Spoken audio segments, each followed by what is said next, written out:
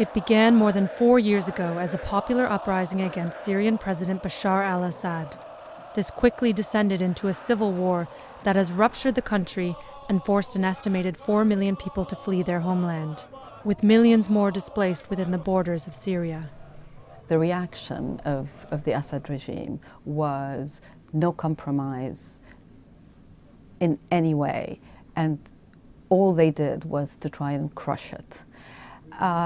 Month after month, year after year, that has meant all kinds of methods have been used, from barrel bombs to chemical attacks to constant artillery shelling, to occupying areas, pushing people out. And the result of all this is that the population was radicalized significantly and people fled. The total number of people who've died so far is more than 250,000 people. One of the most obvious manifestations of the war has been the influx of refugees on Europe's shores this year. But several other recent developments have created a renewed sense of urgency to solve the crisis. In recent days, the ground in Syria has begun to shift. The UK's Foreign Secretary Philip Hammond has called for airstrikes in the country, which would mean Parliament would have to vote authorising military action beyond Iraq. Meanwhile, Russia has sent troops to its bases in Tartus and Latakia, and there are even reports that Russian troops are now fighting on the front lines against ISIS. NATO has criticised that as being very disappointing and likely to only inflame the situation and possibly escalate tensions or lead to some kind of conflict with the international coalition. There are also reports that ISIS has been using mustard gas or other chemical weapons against civilians. All of this is adding up to the need for some kind of urgent diplomatic solution, possibly talks, or possibly a new round of military action.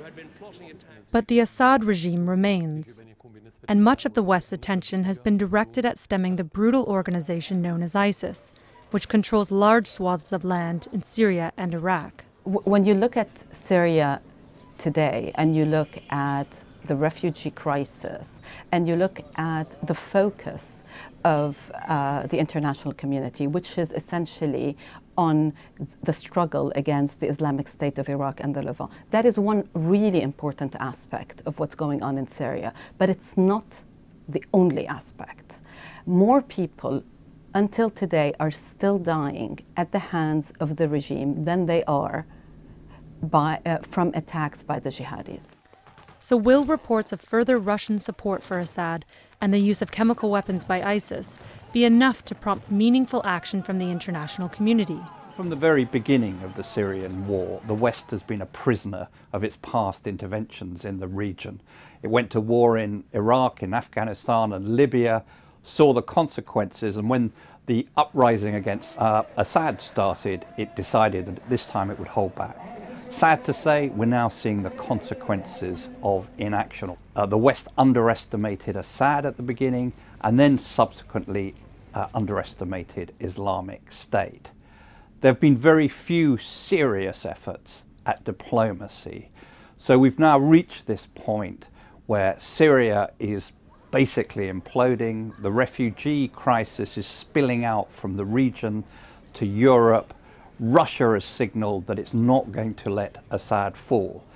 We should be, and I stress we should be, at the point where political leaders in the United States, in Europe, and also in the region say, okay, it's time for a blank sheet of paper.